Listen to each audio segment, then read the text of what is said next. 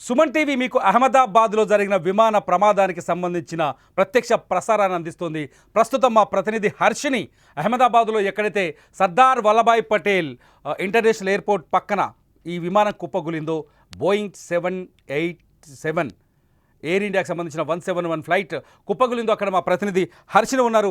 ఒక్కసారి విమాన ప్రమాద స్థలానికి సంబంధించిన కొన్ని వీడియోస్ చూస్తే గుండెకి కన్నీళ్ళు వస్తున్నాయి. మామూలుగా కాదు. ఒక ఫ్యామిలీ కుటుంబంతో సహా లండన్లో సెటిల్ అవ్వడానికి వెళ్ళేది. ఒకసారి చూడండి, స్క్రీన్లో ఈ ఫొటోస్ చూస్తే మీకు అర్థమవుతుంది. వీళ్ళు అహ్మదాబాద్ నుంచి లండన్కి బయలుదేరే ముందు తీసుకున్న ఫోటోలు, వీళ్ళు ఫ్లైట్ ఎక్కిన తర్వాత తీసుకున్న సెల్ఫీ ఫోటోలు. అక్కడ చిన్నారి కూడా ఉంది వీళ్ళతో పాటు. తండ్రి, తల్లి, భార్యాభర్తలు ఇద్దరు, వాళ్ళ కూతురు, ముగ్గురు పిల్లలు ఉన్నారు ఇలా. ఈయన పేరు మీకు ఫోటోలో కనిపిస్తున్న ఇతని పేరు డాక్టర్ ప్రతీక్ జోషి. అంతేకాదు ఆయన సతీమణి కూడా డాక్టర్ కోమి వ్యాస్. వీళ్ళిద్దరూ వృత్తిరీత్యా డాక్టర్లు. అహ్మదాబాద్లో నుండి రాజస్థాన్కి చెందిన వాళ్ళు. 10 మంది, మొత్తం రాజస్థాన్ నుంచి మొత్తం 10 మంది చనిపోయారు. అందులో ఈ డాక్టర్ ఫ్యామిలీ కూడా ఉంది. లండన్లో స్థిరపడడానికి ఇక్కడి నుంచి బయలుదేరింది.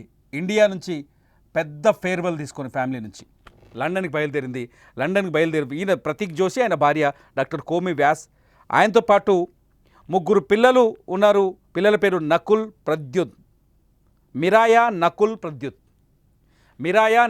Pradyut, doctor Prateek Joshi and Komi Vyas.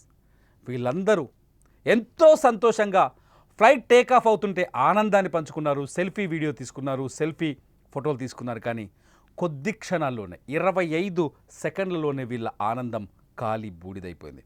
నిజంగా వీళ్ళ శవాలు ఎక్కడెక్కడున్నాయో తెలియదు, ఏ ప్రాంతంలో ఉన్నాయో తెలియదు. వీళ్ళ డెడ్ బాడీస్ని వెతకడానికి అక్కడ సహాయక చర్యలు కొనసాగుతున్నాయి. ఇంకా ఆ బీతావాహ పరిస్థితి చూస్తుంటే, ఇక్కడ కూర్చున్నాను నేను, హైదరాబాద్ స్టూడియోలో కూర్చున్నాను నేను. లైవ్లో కొన్ని వీడియోస్ చూస్తుంటే నాకు ఏడుపు వచ్చేస్తుంది, తట్టుకోలేనంత ఏడుపు వస్తుంది. 243 మంది అన్యాయంగా చనిపోయారే, ఏం తప్పు చేశారు?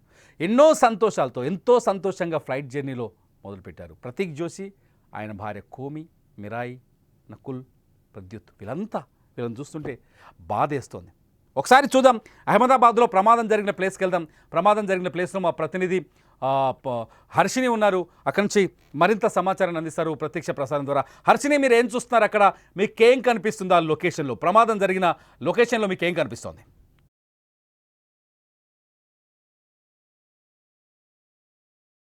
నేను వచ్చిన ప్రాంతం టైం ఆల్మోస్ట్ మనకి 11 o'clock అవుతుంది. 11 o'clock ఇన్ ద నైట్ జరిగింది, మధ్యాహ్నం 12:30-1 గంటకి.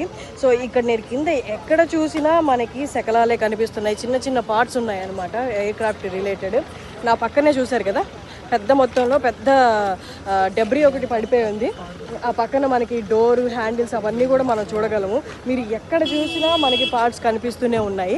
మనకి యాక్చువల్గా ఫ్లైట్ అనేది ఈ డైరెక్షన్లో నుంచి వచ్చింది, అటువైపే ఎయిర్పోర్ట్ ఉంది. ఆ డైరెక్షన్లో నుంచి మనం ఇప్పుడు మాట్లాడుతున్నప్పుడే మనం ఇంకో 2-3 ఫ్లైట్లు వెళ్ళడం చూడగలం మనము. నేను ఇప్పుడు వెళ్తున్నాను కొంచెం ముందుకి, చూడండి ఆ బిల్డింగ్ దగ్గర యాక్చువల్గా ఫ్లైట్ అనేది కూలిందనమాట. మనం పైన ఇంకా శకలాలు ఏదైతే ఉన్నాయో అవి తీస్తూ ఉన్నారు. ఆ బిల్డింగ్ దగ్గర ఆ బిల్డింగ్ మీదే కూలింది. అక్కడే భోజనం చేస్తూ మెడికోస్ ఎవరైతే ఉన్నారో హాస్టలర్స్, వాళ్ళు చనిపోవడం జరిగింది. అక్కడ కూలితే మీరు కొంచెం రైట్కి వస్తే ఇవి చూడండి బిల్డింగ్స్, దీనికి ఒక 100-150 మీటర్ల డిస్టెన్స్ ఉంటుంది. దాని పక్కన ఇంకా అలాంటి బిల్డింగ్స్ 3 ఉన్నాయి, చెట్లు అడ్డం వస్తున్నాయి. సేమ్ బిల్డింగ్స్ ఇక్కడ పడిన తర్వాత ఆ మంటలు చెలరేగి అక్కడికి వెళ్ళాయి అన్నమాట.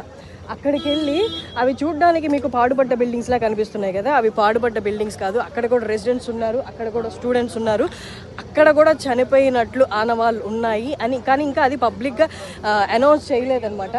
సో ఇది ఆ బిల్డింగ్లో కూడా జరిగింది. ఆ బిల్డింగ్లో కూడా క్యాజువాలిటీస్ ఉన్నాయని నమోదు చేస్తున్నారు. బట్ ఇంకా స్టిల్ మనకి పబ్లిక్గా అనౌన్స్ చేయలేదు. ఇటు చూడండి నా పక్కన బైక్, ఆ హాస్టల్లో ఉన్న ఎవరో ఒక స్టూడెంట్ బైక్ అది. దాని పరిస్థితి చూడండి ఎలా అయిపోయింది. ఇంకొకటి చూపిస్తాను నేను మీకు.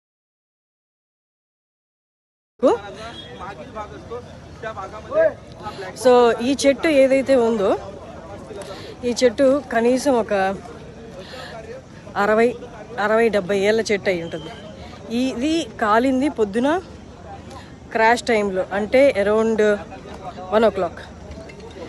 ఇంత పెద్ద మాను చూడండి, ఇంకా మంటలు పొగలు దీంట్లో నుండి వస్తూనే ఉన్నాయి.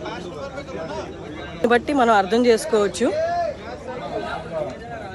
నార్మల్ పెట్రోల్ కంటే ఎయిర్ క్రాఫ్ట్లో యూజ్ చేసేది, ఏరోప్లేన్స్లో యూజ్ చేసే పెట్రోల్ ఏదైతే ఉందో అది హైలీ ఇన్ఫ్లేమబుల్. అంటే దానికన్నా ఎన్నో 10-20ల సంఖ్యలో పవర్ఫుల్ అనమాట నార్మల్ పెట్రోల్ కంటే. అందుకోసమే ఈ మంటల్ని అదుపు చేయడం చాలా కష్టం.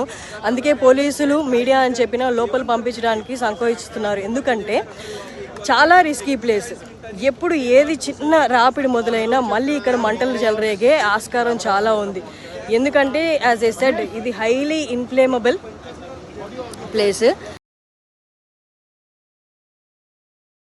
ఒకసారి చూడొచ్చు సీన్లో అక్కడ పరిస్థితిని. మా ప్రతినిధి హర్షిని అందిస్తున్న అప్డేట్స్ ప్రకారం మొత్తం దాదాపు ఫ్లైట్ కూలిపోయిన ఆ ఏరియాలో దాదాపు 1 కిలోమీటర్ రేడియస్లో పూర్తిగా మంటలు వచ్చినట్టుగా తెలుస్తుంది. ఎందుకంటే విమానంలో హైలీ ఫ్లేమబుల్ పెట్రోలియం ఉంటుంది విమానంలో వాడేది.